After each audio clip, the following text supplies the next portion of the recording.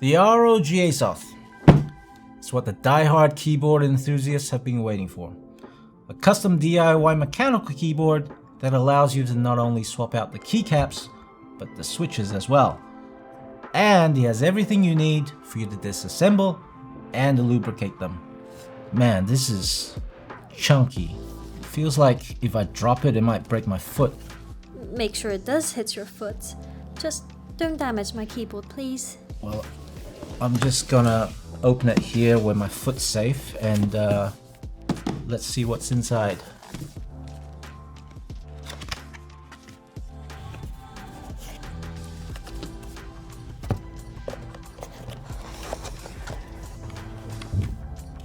Here you've got the ROG Azoth gaming keyboard with a 75% layout. 75, yes. And an OLED display, intuitive controls similar to the ones on the Flare 2, a magnetic RF receiver storage bay, USB Type-C port, ultra-solid construction with an aluminium top plate, 3-level adjustable feet, PBT double shot keycaps, ROG stabilizers, ROG NX switches, and a lube kit. There's a separate video guide on how to lube the switches. Check out the link below in the descriptions.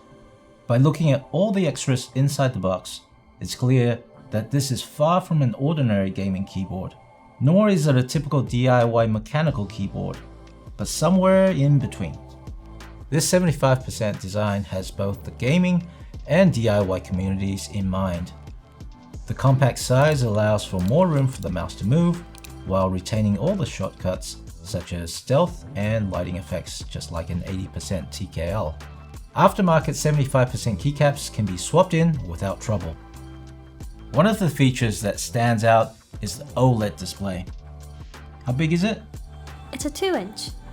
Considering how compact this is, it's amazing how ROG has managed to fit a 2-inch OLED display on it. On the left, there's caps lock, scroll lock, and what's that guy with a hoodie and a D next to it? That's the profile indicator. And D's for default. Let me see. Profiles 1, 2, 3, 4, and 5. And back to default, cool. Under that would be the connection mode, USB, RF, and Bluetooth.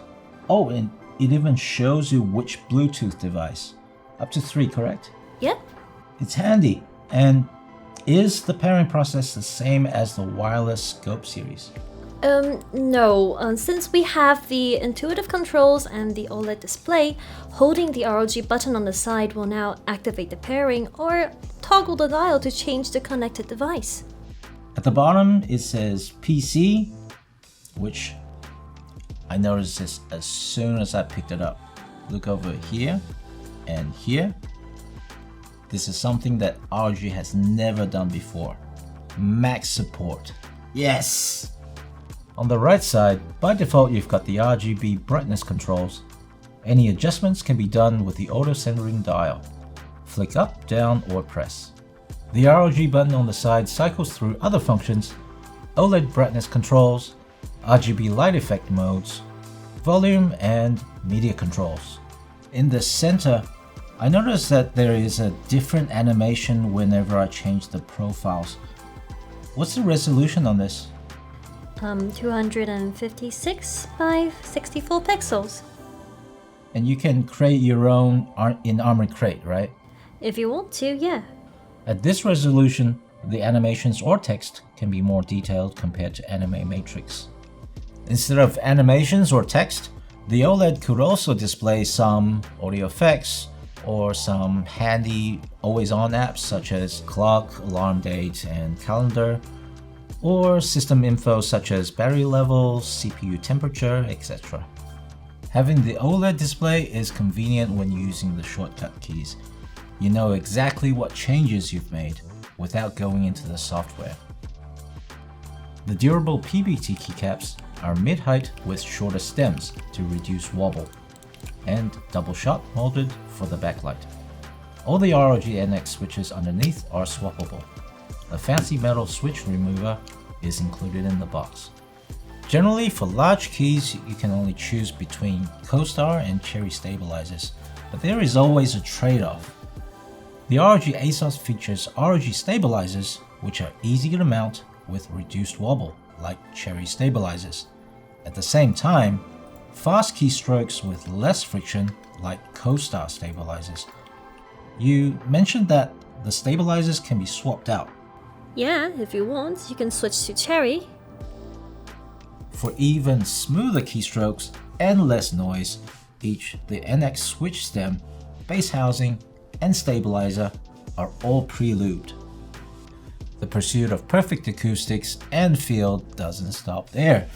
I've seen the triple layer dampening construction inside, and it's no wonder that this feels and sounds so premium. Can you elaborate on the different layers in more detail? Sure. Beneath the metal top frame, we have a silicone gasket providing a cushioned feel. And below that, we have a 3.5mm silicone pad absorbing noise. And then we have yet another layer of boron foam to further reduce vibrations and sound. And at the bottom, we have a silicone foam lined base which eliminates echoes. And below that? Well, you've got another layer right there. Okay, good. Are you sure you couldn't fit another layer in there somehow? Here's what you'd expect to hear.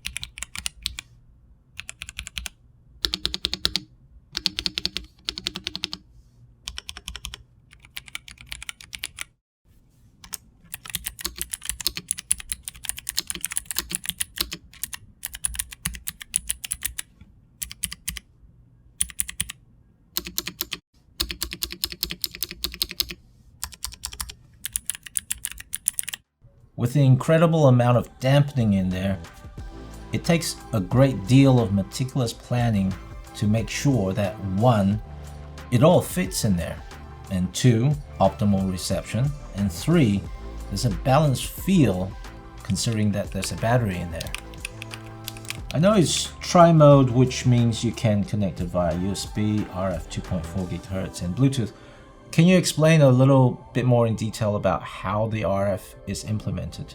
Well, sure. So this features the ROG Speed Nova wireless technology, which offers ultra-low latency, reliable connection, and optimized power efficiency. The antenna is located near the F4 key. Yes, over there. It's for better reception. How about the battery life? Well, the ROG Azoth can last for up to over 2,000 hours when connected. What, 2,000? Yes, you heard that right, 2,000 hours when connected via RF. And as for Bluetooth, well, let's just say we've been experiencing some unexpected difficulties. You see, we've been testing this out for over 2 months now, and the battery just simply won't run out. Oh. We'll let you know the results when we have them. I like those kind of difficulties. Yeah. And why does it feel so perfectly balanced? Okay, so we were able to place the battery in the center near the top, so no extra weight are required to counteract. Nice. So, is the ROG Azoth the gaming keyboard that you've been waiting for? Let us know in the comments. Until next time, this is Andrew.